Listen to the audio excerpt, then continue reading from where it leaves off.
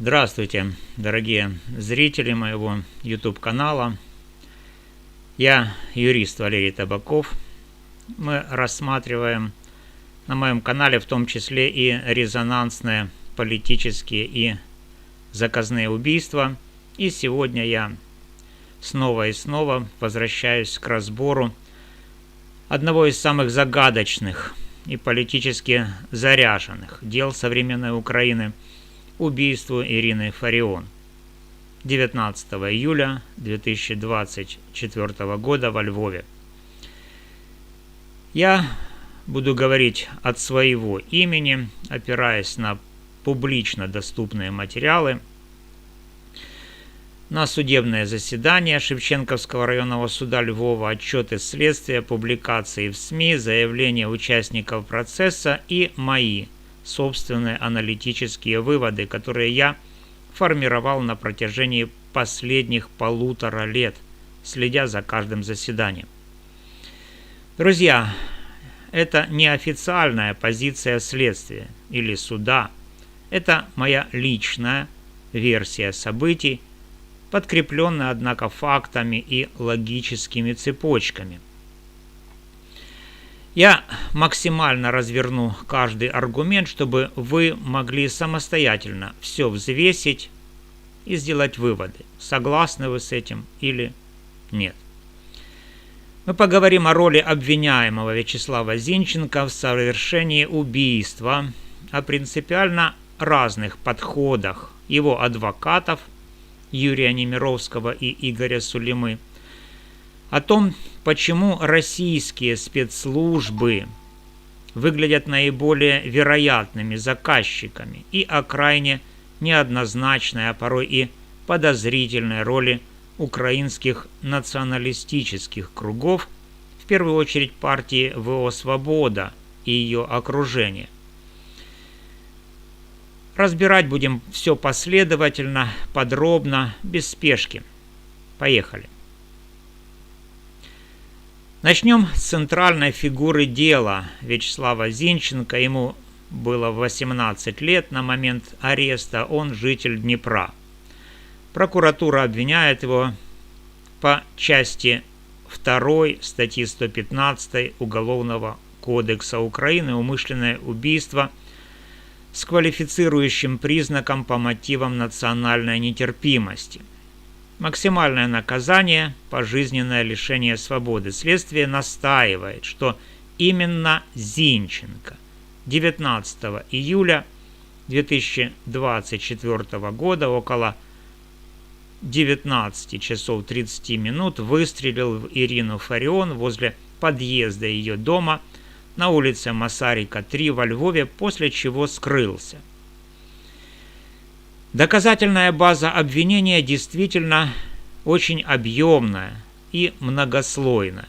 Самый большой массив – содержимое его мобильного телефона, изъятого 25 июля 2024 года. На устройстве обнаружено свыше 7600 фотографий и файлов, среди которых мемы и фотошоп-коллажи, откровенно высмеивающие и унижающие Ирину Фарион. Один из таких мемов был скачан буквально за несколько дней до ареста. Скрины карт Google Maps с точными отметками дома Фарион на Масарика 3, ее рабочего кабинета в университете и маршрутов ее передвижений. Большое количество изображений с нацистской символикой, свастики, руны, черное солнце, логотипами ФСБ, символом Z, фотографиями оружия различного типа, а также готовое досье на Фарион и еще ряд украинских общественных и политических деятелей, собранные задолго до приезда Зинченко во Львов. В суде Зинченко пытался объяснить все это журналистским интересам и планами снять любительский видеоматериал. Он утверждал, что свастики – это просто скачанные мемы и шутки, не отражающие его взгляды, а одно конкретное изображение Фарион якобы взято из Википедии для творческого проекта. Однако факт самого убийства Фарион делает такую версию крайне маловероятной. Эти материалы выглядят не как случайный сбор, а как подготовка к целенаправленному акту. Досье на Фарион датировано еще мартом 2024 года, а история поиска в браузере включала запросы по другим политикам, которых Фарион публично критиковала. Все это указывает на то, что интерес к ней, Зинченко, был не случайным любопытством, а злостным и мотивированным актом.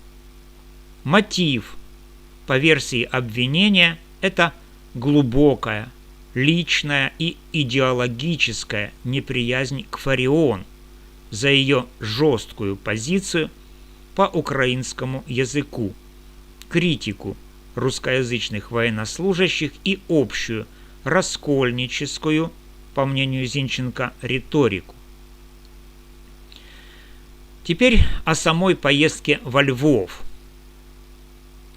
Официально и по видеодоказательствам Зинченко прибыл во Львов поездом 9 июля 2024 года на главный железнодорожный вокзал из Днепра. Это зафиксировано на множестве камер наблюдения, которые суд неоднократно просматривал в мае-июне 2025 года. Молодой человек в характерной одежде выходит из здания вокзала, направляется к трамваю номер 6, забирает посылку на Новой почте, а затем несколько раз появляется в разных районах города. После убийства 19 июля он возвращается на вокзал 21 июля и уезжает обратно в Днепр поездом. Следствие трактует эту поездку как тщательно спланированную операцию. Заранее купленные билеты, несколько съемных квартир подряд через Booking.com на улицах Костюшка, Леси Украинки и третья, непосредственно накануне убийства. Причем все квартиры оформлены на его реальное имя с оплатой картой и сохранением квитанций. Это, друзья, действительно один из самых странных моментов. Опытный убийца или наемник обычно избегает оставлять такой явный цифровой след. Ну, если это только не маньяк. Защита использует этот факт как мощный аргумент невиновности. Если бы Зинченко планировал убийство или побег, он не стал бы снимать жилье на свое имя и оставлять следы в системах бронирования. Обвинение же отвечает иначе. Квартиры выбирались с балконами, выходящими на нужные улицы для удобного наблюдения. Он менял адреса каждые несколько дней, чтобы не вызывать подозрений у хозяев. Наконец, молодой возраст и уверенность в безнаказанности или в том, что его прикроют, также могли сыграть роль. Еще один важный блок доказательств – это маскировка. Зинченко заранее отправил себе посылкой через новую почту трекинговые очки, панаму Патагония, накладную бороду, которую в итоге не использовал, специальную сумку, по версии следствия, для транспортировки оружия и сменную одежду. Камеры фиксировали, как он несколько раз переодевался во время разведывательных прогулок по району Масарика. Свидетели, включая тайного свидетеля, допрошенного в октябре 2025 года, описывали подозрительного молодого человека в панаме и темных очках, который неоднократно появлялся возле дома Фарион за 2-3 недели до преступления. Мать Зинченко в суде эмоционально заявила по этому поводу: это, дескать, не мой сын, а это какой-то клоун в Патагонии. Но сопоставление фото с камер и его внешности показывает высокую степень совпадения. Защита пытается размыть эту связь, но пока безуспешно.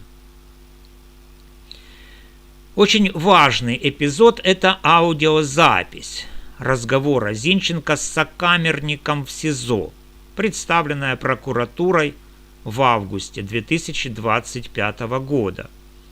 На записи он якобы прямо признает, что убил Фарион из-за личной ненависти к ее высказываниям, которые его бесили.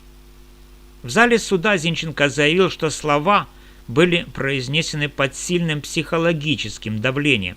Сокамерник якобы унижал его, угрожал и провоцировал на признание, чтобы отстали. Защита требует признать запись недопустимым доказательством, но суд пока не исключил ее из материалов дела. Эта запись усиливает мотив именно личной неприязни, а не только идеологической. Теперь о возможном участии группы. Следствие официально называют Зинченко исполнителем, но неоднократно намекало, что он действовал не в одиночку. Кто-то мог готовить, координировать или поставлять оружие. Если даже он только закупил и передал необходимые вещи, оружие, маскировку, это уже соучастие по статье 27 Уголовного кодекса Украины.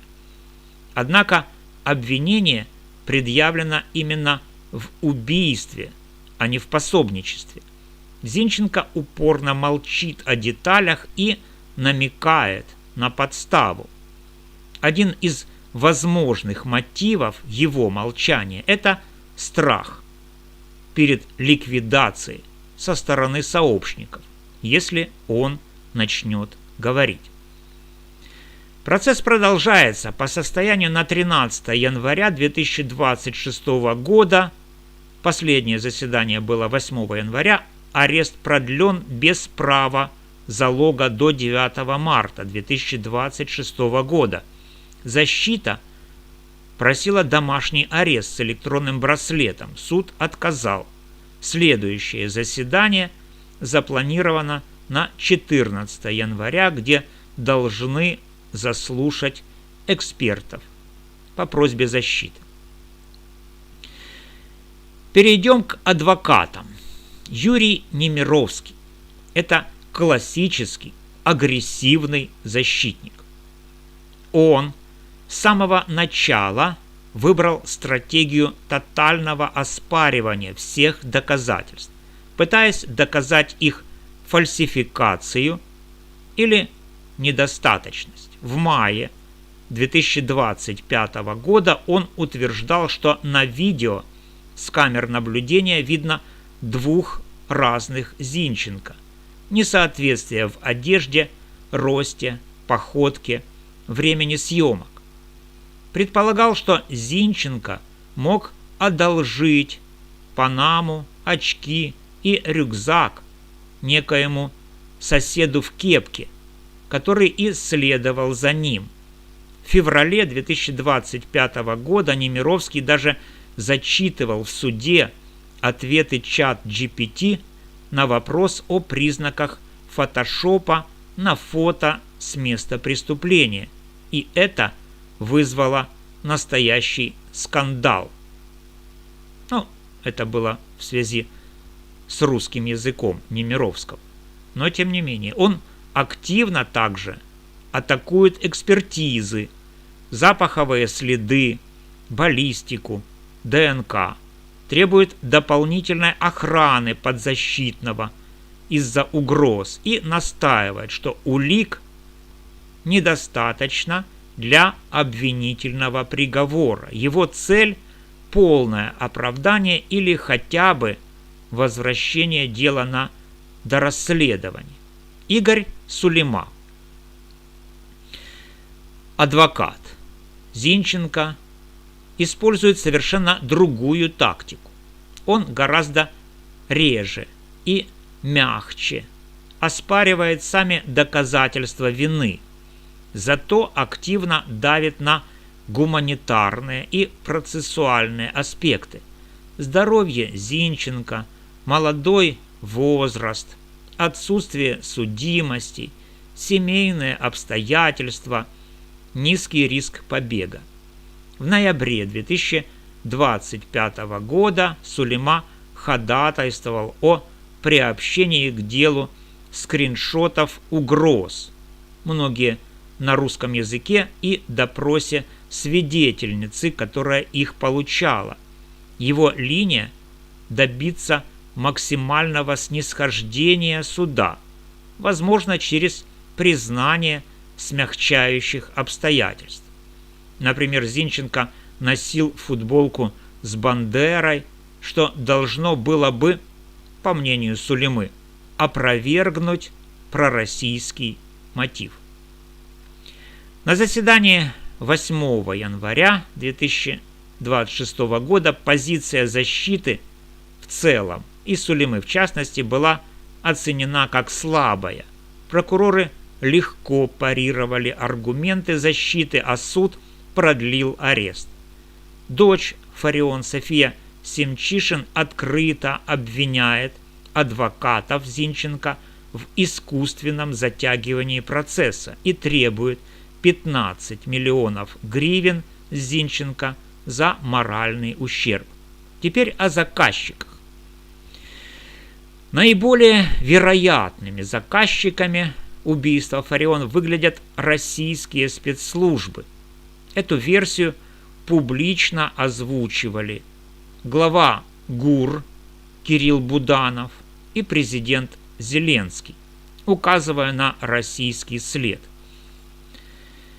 Фарион была одной из самых ненавистных фигур для кремлевской пропаганды. Ее жесткие заявления по языку, русскоязычным военным и ватникам использовались как пример украинского фашизма. Зинченко – типичный представитель современной, автономной, неонацистской субкультуры. Он состоял в телеграм-чатах, связанных с запрещенной в РФ террористической организацией NSWP – National Socialist White Power. Именно эта группа взяла на себя ответственность за убийство в июле 2024 года, опубликовав манифест автономного революционного расиста. На телефоне Зинченко Z, ФСБ, символика, пророссийские мемы, хотя прямых доказательств перевода денег или прямого приказа из Москвы нет. NSWP часто рассматривается как удобный инструмент российских спецслужб для гибридных операций, провокации, убийства, нагнетания хаоса внутри Украины. Убийство Фарион идеально вписывается в эту логику. Оно разжигает внутреннее противоречие, подрывает доверие к власти и усиливает раскол общества. Но здесь возникает очень тревожный момент. Роль украинских националистов, особенно круга ВО «Свобода». С одной стороны, они громче всех кричали о руке Москвы и требовали жесткого приговора Зинченко. С другой стороны, адвокаты Зинченко неоднократно жаловались на реальные угрозы убийством в адрес подзащитного. Эти угрозы шли в основном из националистических телеграм-каналов и аккаунтов, связанных со сторонниками Фарион. Суд даже назначал дополнительную охрану в январе-феврале 2025 года. Дочь Фарион София Семчишин также получала угрозы, но уже якобы от сторонников Зинченко. Логично было бы ожидать, что настоящие патриоты и националисты будут полагаться исключительно на справедливость суда, а не на запугивание обвиняемого и свидетелей. Вместо этого мы видим постоянное нагнетание и угрозы. Это наводит на очень неудобный вопрос. А не причастны ли некоторые представители националистических кругов к самому убийству Фарион или, по крайней мере, к его сокрытию? Фарион была иконой старой свободы, но к 2024 году давно вышла из партии после громких конфликтов с Олегом Тягнебоком еще в 2012-2014 годах. Возможно, она стала неудобной фигурой для кого-то внутри националистического спектра. Эта версия получает дополнительный вес, если вспомнить исторический контекст. В августе 2016 года народный депутат Сергей Лещенко обнародовал фрагменты черной бухгалтерии партии регионов Виктора Януковича, так называемой амбарной книги. Среди расходов за 2012 год значились платежи в пользу ВО «Свобода» минимум $200 тысяч. Причем Лещенко утверждал, что партия упоминается там не один раз.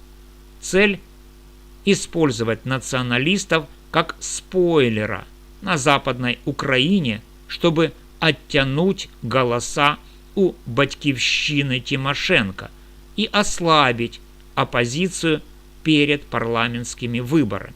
«Свобода» категорически отрицала получение денег, требовала оригиналы документов, а Лещенко позже извинился за неточность в первоначальной публикации. Тем не менее, версия о том, что партия регионов, явно пророссийская структура, финансировала националистов для манипуляций политическим полем, звучала от многих источников, включая Петра Симоненко, Компартия Украины, и экс-членов «Свободы» вроде Тараса Черновила. Это показывает, что в украинской политике возможны самые парадоксальные альянсы. Националисты и пророссийские силы иногда работали на общую цель – хаос, раскол, ослабление центральной власти. Если перенести эту логику на 2024 год, то убийство Фарион могло быть выгодно сразу нескольким сторонам. Россиянам для провокации и дискредитации Украины, части националистических элит для устранения слишком радикальной и неконтролируемой фигуры, которая мешала новым договоренностям или переформатированию националистического движения. Угрозы Зинченко и свидетелям, включая упоминание о свидетельнице из Закарпатья, где Фарион имела много почитателей, в этом контексте выглядят не как проявление патриотизма, а как попытка запугать и заставить молчать тех, кто может знать больше. Подводя итог, скажем следующее. Вячеслав Зинченко, скорее всего, является непосредственным исполнителем убийства, мотивированным смесью личной ненависти и неонацистской идеологии. Но за ним, вероятно, стоят более серьезные силы, в первую очередь российские спецслужбы, использующие такие группы, как НСВП. При этом нельзя полностью исключать, что в цепочке событий участвовали и внутренние украинские игроки из националистического лагеря, либо напрямую, либо косвенно, через старые схемы управляемого хаоса, которые мы видели еще в 2010-2012 годах. В любом случае, Зинченко либо он исполнитель, либо он соучастник, является обвиняемым. И если он будет признан виновным в убийстве Фарион, ему грозит пожизненный срок. Если он сдаст своих подельников, то ясно, что его попытаются убрать. Если он не сдаст своих подельников, то его в любом случае будут пытаться убрать. Это не парадокс, это закономерность, друзья. Процесс продолжается, новые заседания впереди, и я буду подробно освещать каждое из них.